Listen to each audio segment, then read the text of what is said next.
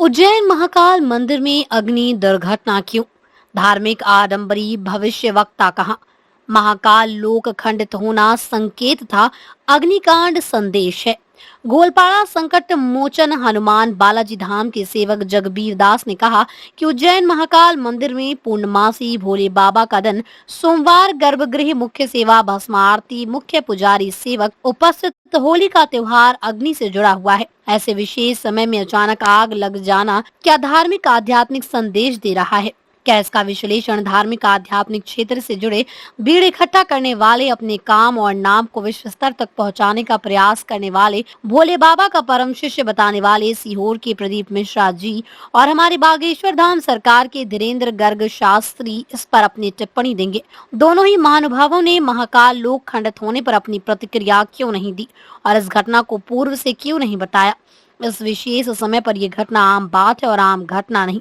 आध्यात्मिक गढ़ उज्जैन महाकाल ज्योतिर्लिंग में एक धार्मिक क्षेत्र में चमत्कारिक ऐतिहासिक बहुत बड़ी सांकेतिक घटना है, संदेश देने वाली घटना है। धन और प्रतिष्ठा के लिए अपने आप को महाराज कहकर पुजवाने वाले, भीड़ लगाकर 2 4 5 लोगों का भविष्य बताने वाले इस दुर्घटना को होने से पूर्व कोई संकेत क्यों नहीं दे पाए?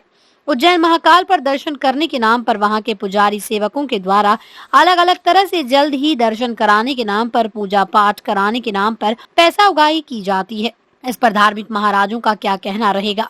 सरकार अपना कार्य कर लेगी, आग लगने के कारण भी जान लेगी, कुछ दंड भी दे देगी, लेकिन धार्मिक और आध्यात्मिक तौर पर इसका विश्लेषण कौन करेगा? इन परिस्थितियों पर प्रकाश कौन डालेगा? निश्चित रूप से प्रदीप मिश्रा और बागेश्वर के धीरेन्द्र शास्त्री को इस बारे में संपूर्ण विश्लेषण हिंदुस्तान की धार्मिक आध्यात्मिक जनता के सामने रखना चाहिए। उनसे ये मेरी मांग है। जय बालाजी। आपने प्रश्न किया कि गुलाल की वजह से हम जैसे धार्मिक लोग व्यथित हैं। जो परिस्थितियां कल थीं उनको मैं आपको एक एक करके गिनाना चाहूँगा कि पूर्णमासी सोमवार यानी हमारे भोले बाबा का विशेष दिन, गर्भगृह स्थान, विशेष पूजा भस्म आरती और सेवक पुजारियों की उपस्थिति और अग्नि से संबंधित होलिका दहन का त्यौहार, ये सारी परिस्थितियाँ क्या कहती हैं?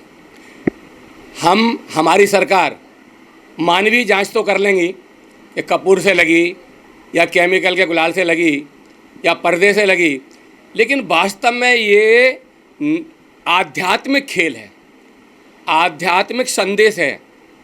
निश्चित रूप से मानव कहीं ना कहीं अपने विचारों से, अपने क्रियाकलापों से भगवान से विमुख हो रहा है। आध्यात्मिक क्षेत्र से में लूटपाट मची हुई है। हमारे महाकाल में ही बिना दक्षिणा के, बिना पैसे के अब क्या नाम है दर्शन नहीं होते हैं, और पुजारी जो वहाँ के सेवक हैं वो पकड़ पकड़ के ले जाते हैं। उनको जिस हिसाब से पैसा दो उस हिसाब से वो उतनी जल्दी दर्शन करा देते हैं। हमारा ये 12 ज्योतिर्लिंग में तीसरा ज्योतिर्लिंग है। इतना बड़ा स्थान, इतनी बड़ी परिस्थितियाँ, फिर ऐसा क्यों हुआ? हमारे आध्यात्मिक क्षेत्र में यह बहुत ही सोचनीय विषय है। और ये सोचनीय विषय तो उस दिन ही हो गया था जब महाकाल लोक जो बना था वह खंडित हुआ था। उस दिन तो हमें संकेत मिला था कि आखिर ये क्यों टूटा। निश्चित रूप से ठेकेदार की गलती नहीं होगी, ये सर मानवीय गलतियां हैं, ये आध्यात्मिक गलतियां नहीं। आध्यात्मिक गलतियां हमें ढूंढनी है, हमें खोजनी है। और जो इनके नाम से बड़े बड़े महाराज जो हल बताते हैं हमारे भोले बाबा के नाम से, उनके लिए भी ये सोचनीय विषय है कि आखिर ऐसा क्यों हो रहा है, कहाँ गलती है, कौन गलती कर रहा है। यह आध्यात्मिक संदेश है, संकेत है, और जल्दी ही हम मानव को इसको समझ लेना चाहिए। उत्तराखंड में जब केदारनाथ का हुआ था तो हम ही आपने चर्चा की थी कि वहाँ पहले दर्शन के लिए जाते थे, आध्यात्म के लिए जाते थे, अब हम वहाँ पर हनीमून मनाने जाते हैं। ऐसी चर्चा हमने आपने की थी, और अब हम पुनः इस चर्चा को कहना चाहते हैं कि आखिर ऐसा कौन से कारण है आध्यात्मिक और धार्मिक आस्था वाले जो इस महाकाल को इस तरह से आग वहाँ लगी और वहाँ सेवक और पुजारी झुलसे। हमें इस पर विचार करना चाहिए, हमारे महाराजों को भी, साधुओं को भी, संतों को भी, और आस्थावान लोगों को जो भगवान को मानते हैं उन लोगों को राह दिखाना चाहिए जय प्रभु की, जय बालाजी, जय महाकाल।